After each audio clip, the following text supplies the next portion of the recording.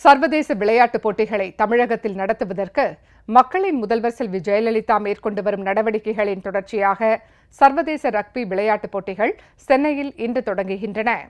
இப்போட்டிகளுக்காக மக்களின் முதல்வர் வழியில் செயல்படும் தமிழக அரசு ₹1 கோடி நிதியுதவி வழங்கியதன் மூலம் இந்தியாவிலேயே முதல் முறையாக ரக்பி போட்டிகள் சென்னையில் நடத்தப்படுவதற்கு போட்டி அமைப்பாளர்கள் மக்களின் முதல்வருக்கு நன்றி தெரிவித்துள்ளனர். ஃபிடே உலகக்கோப்பை, செஸ் சாம்பியன் போட்டிகள், ஏடிபி டென்னிஸ் போட்டிகள் உள்ளிட்ட சர்வதேச விளையாட்டுப் போட்டிகளை தமிழகத்தில் நடத்துவதற்கு மக்களின் முதல்வர் செல்வி ஜெயலலிதா கோடிக்கணக்கான ரூபாய் நிதி வழங்கி விளையாட்டு வீரர் வீராங்கனைகளை ஊக்குவித்து வருகிறார்.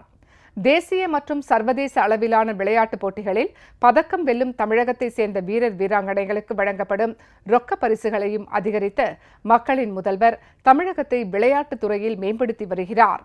இதன் தொடர்ச்சியாக சர்வதேச விளையாட்டான ரக்பி போட்டிகளை ஆதரிக்கும் வகையில் இப்போட்டிகளை இந்தியாவிலேயே முதல் முறையாக சென்னையில் நடத்துவதற்கு ஏதுவாக மக்களின் முதல்வர் வழியில் செயல்படும் தமிழக அரசின் விளையாட்டு மேம்பாட்டு ஆணையம் ₹1 கோடி நிதி வழங்கியுள்ளது. அதன்படி ரக்பி விளையாட்டுக்கான ரியோ 2016 ஒலிம்பிக் தகுதிச்சுற்று போட்டிகளுக்கு முந்தைய போட்டிகள் சென்னையில் இன்று தொடங்குகின்றன. 2 நாட்கள் நடைபெறவுள்ள இந்த போட்டிகளில் 10 நாடுகளை சேர்ந்த அணிகள் பங்கேற்க உள்ளன. ரக்பி கால்பந்து போட்டிகளை ஊக்குவிக்கும் வகையில் இந்தியாவில் முதல் முறையாக சென்னையில் இப்போட்டிகளை நடத்துவதற்கு நிதியுதவி வழங்கியுள்ள மக்களின் முதல்வர் செல்வி ஜெயலலிதாவுக்கு இந்திய ஆசிய ரக்பி கால்பந்து சங்கம் நன்றி தெரிவித்துள்ளது. அம்மாவுடைய ஆட்சி காலத்தில் தான் இந்த ஸ்போர்ட்ஸ் டெவலப்மெண்ட் அத்தாரிட்டி ஆஃப் தமிழ்நாடே தொடங்கப்பட்டது. இந்த ஜவஹர்லால் நேரு ஸ்டேடியமே கட்டப்பட்டது.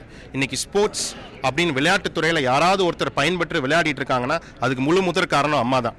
ஏசியாவிலே மிகப்பெரிய ஈவெண்ட்டான இந்த டோர்னமெண்ட்டை சென்னையில் முதல் முறையாக நடத்துவதற்கு கேட்டுக்கொண்ட பொழுது நிதி உதவியும் அளித்துள்ள தமிழக மக்கள் முதல்வர் அம்மா அவர்களுக்கு என் நன்றியை தெரிவித்துக் கொள்கிறேன்.